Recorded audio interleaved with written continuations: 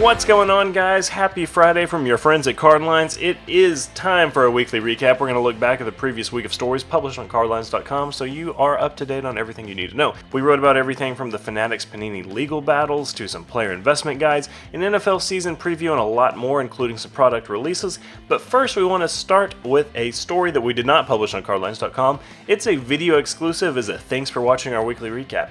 Let's dive into the Blake Martinez scandal. Now, this right here is what we call a story that did not age very well. So it's basically an article that The Athletic ran on July 14th, so about 3 weeks ago, talking about how Blake Martinez is a good old noble guy who retired from his NFL career to start selling Pokemon cards on whatnot. It's basically the American dream that the framers had envisioned when they wrote the Constitution, just like that, selling Pokemon cards on whatnot. Turns out, not only did he make $11 million on the platform, he was also doing it illegally. Here's a look at the updated story. Blake Martinez was accused of scamming everybody on Whatnot, and he was banned permanently from the platform. Now, Whatnot has done a good job of keeping this under wraps, and we released a YouTube short and a TikTok that I want you to go check out, where we actually dove into the nitty-gritty and made some speculations about what he possibly could have done, but basically there have been no confirmed details as to what he did that was illegal or against the company policies, but he has been permanently banned.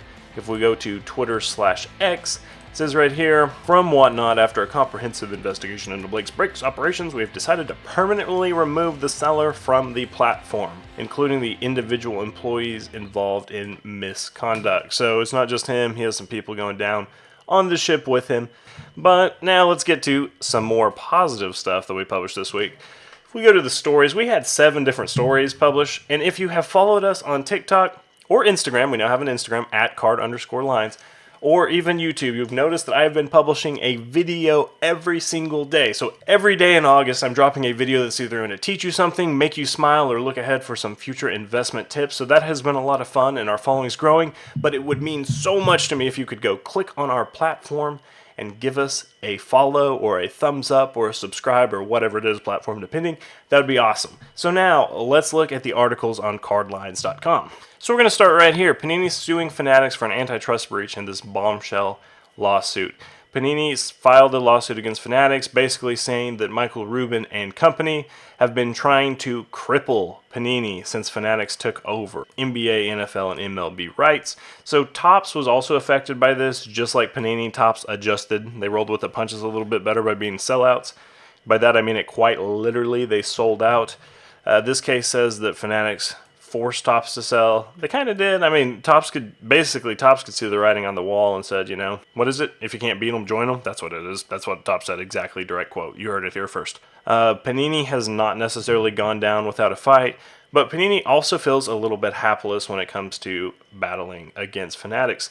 Fanatics immediately responded with a countersuit for Panini, and Fanatics makes a lot of great points. To highlight, Fanatics is basically saying, listen, Panini, you guys are crippling yourselves. You have not been aggressively marketing, you have not been following best practices, and you have not been competing to win, and that's why we have won so much market share. It's not necessarily we were sabotaging you, you're just not doing your jobs well. And when I was reading this, I was kind of like, oh, feel that. So I didn't think I was necessarily a Fanatics guy, but they kind of originally both felt like faceless entities to me. After reading this, I'm kind of siding with Fanatics because Panini is historically not been good at customer service. They're not good at a lot of things. They have an F rating from the Better Business Bureau. A lot of reasons why Panini could be argued as not doing their job well. Fanatics is just pointing that out. Give both of these articles a read and let us know below what you think about them. Real fast, I want to pause for just a second and ask one big favor of you. If you could pretty please like and subscribe, it would mean so much to us. Just click the thumbs up, hit the subscribe button. If you want to ring that notification bell to enable notifications, it would make it so that you never forget a CardLines video. And they're always popping up in your timeline, and you're always loved by us, your friends at CardLines. Now, as your resident baseball expert at CardLines.com, I'll be the first to admit I had no idea who Adrian Beltre is, and I don't know that I'm saying his name right. Beltre? It might be Belter. Like Helter Skelter Belter? I don't know. He is going to the Hall of Fame at age 25. He had this great season, and people are talking about him as a potential Hall of Famer, although now it says the word potential has basically been dropped from the argument. So this guy is headed toward the Hall of Fame, and for all you baseball fans or non-baseball fans, in particular people like me, here is an article about the best cards to buy. His rookie year is 97, so you have Bowman, Bowman International, Bowman Chrome. It's kind of funny that there's significantly less Bowman than the Bowman Chromes in the PSA 10, and my guess is it's because they have this black paper. It looks like that stuff always chips so bad that it never grades well.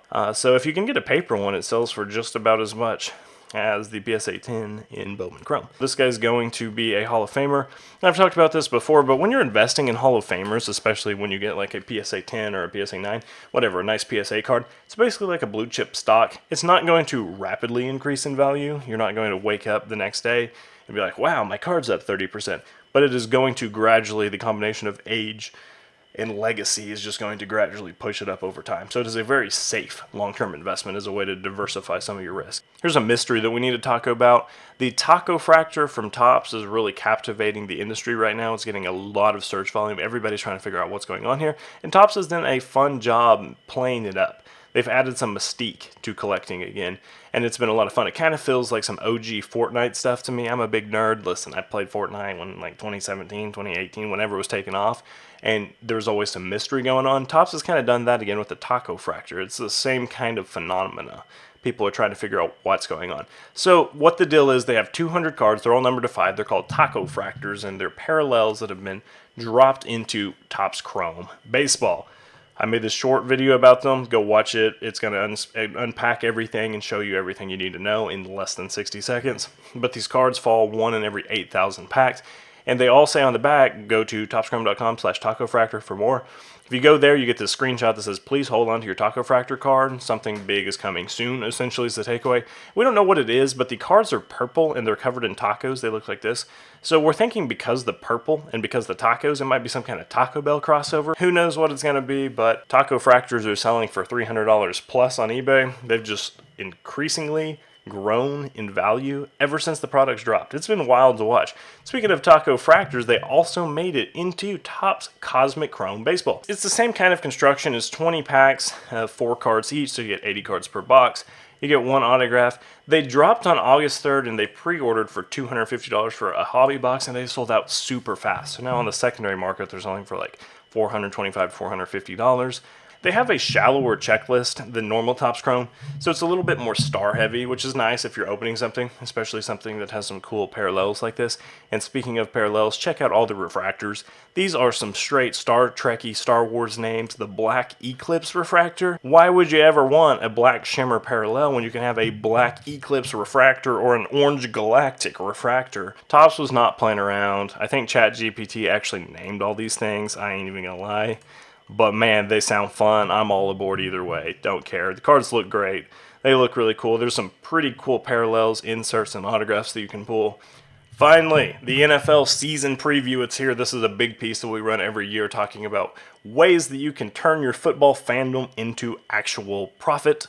It's really fun to gamify your football season by investing. Fantasy's fun. It's a good way to beat your friends and or your church pastor and flex on him because he's always in the pulpit mouthing you. Yeah, I see you, Paul. But if you can make money on sports card investing by turning your love of football into actual quantifiable profit, even better. So in this 2023 NFL season preview, we looked at several different things.